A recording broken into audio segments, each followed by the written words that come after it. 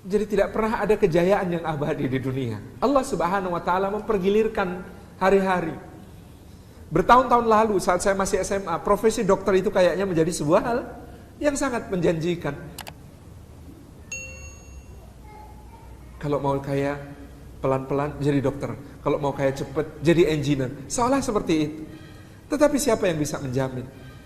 Hari-hari ini menjelang masyarakat ekonomi ASEAN, apalagi teman-teman Singapura sudah siap untuk dokter-dokternya menyerbu masuk. Teman-teman Malaysia pun demikian juga. Belum sebentar lagi, seperti tema majalah Tempo pekan ini, selamat datang buruh-buruh Cina. Ahlan wa sahlan bikum di Indonesia Raya, gitu kan. Persaingan yang luar biasa. Seperti apa ke depan? Tidak ada jaminan. Maka akhwat, hati-hati. Jangan pilih suami karena pekerjaannya. Jangan pilih suami karena karirnya. Jangan pilih suami karena gajinya. Pilihlah karena potensi rezekinya, gitu. Karena ada orang gajinya kecil sebenarnya rezekinya besar. Dan ada orang gajinya besar sepertinya padahal rezekinya kecil. Dari mana itu? Memangnya rezeki itu apa?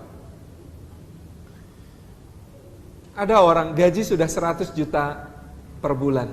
Mau punya suami begitu? Tapi itu semua belum tentu rezekinya. Kenapa? Mau makan manis kata dokter, jangan pak diabetesnya. Mau makan gurih kata dokter, jangan pak kolesterolnya. Mau makan asin saja kata dokter, jangan pak hipertensinya. Sebagian dari rezeki Allah itu sudah diambil. Yang begitu-begitu biasanya usia sudah senior, kalau ngomong sama saya ini loh Mas Salim, dulu pengen makan enak itu nggak mampu beli. Sekarang mampu beli, nggak boleh sama dokter gitu. Jadi memang jatah rezekinya begitu-begitu. Tabarakar Rahman. Ada orang mengira rizki apa yang bisa dibeli. Keliru juga.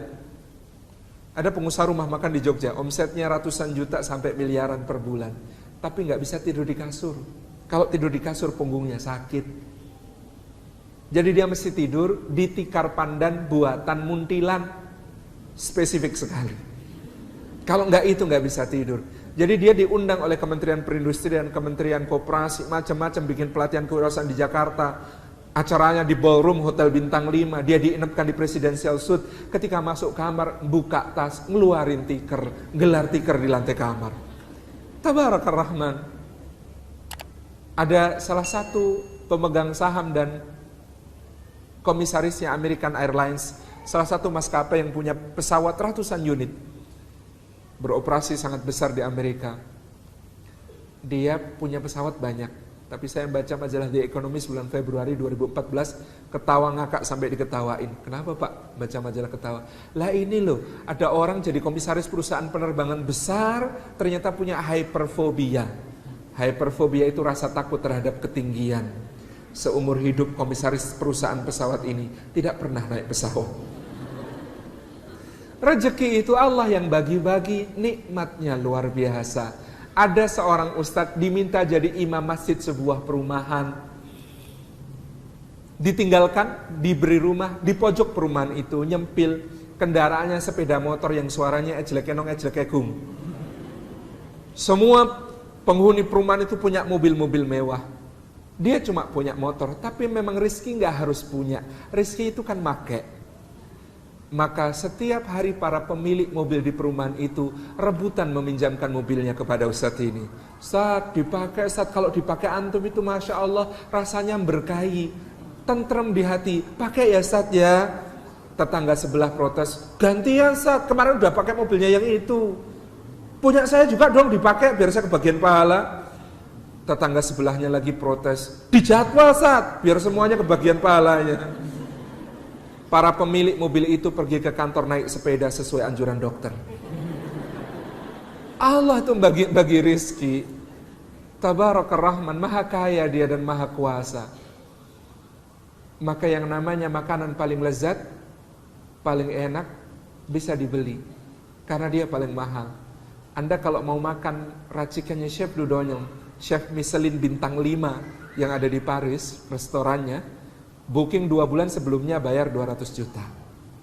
Tetapi nikmatnya makan Allah yang bagi-bagi. Kadang-kadang yang makan di Michelin bintang 5 itu. Kalah nikmat dengan seorang bapak di Gunung Kidul, mencangkul jam 8 sampai jam 11. Jam 11 istrinya datang bawa tenggok di gendongan, isinya teh panas, sepet, legi, kuentel. Ditambah nasi ketan ditaburi parutan kelapa yang sangat nikmat. Siang itu disajikan oleh istrinya sambil disuapkan dengan tersenyum dan giginya sudah ompong. Yang namanya kasur paling empuk, hotel paling mahal, kamalnya bisa dibayar. Yang namanya Burj Al Arab di Dubai itu memproklamasikan diri sebagai satu-satunya di dunia hotel bintang 7. Kalau di Indonesia banyak, puyer obat sakit kepala. Di sana satu-satunya bintang 7. Kamar termahalnya 350 juta semalam. Tidur di situ artis Hollywood rebutan, bisa dibayar, tapi nikmatnya tidur Allah yang bagi, bukan kita yang beli. Kadang-kadang anak pemulung di gerobak bapaknya dialasin kardus, dikasih koran, bantalan beras, nikmat sekali tidurnya sampai susah dibangunin. Allahu Akbar. Sudah paham akhwat?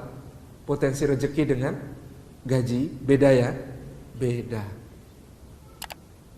Tapi istikharah lah.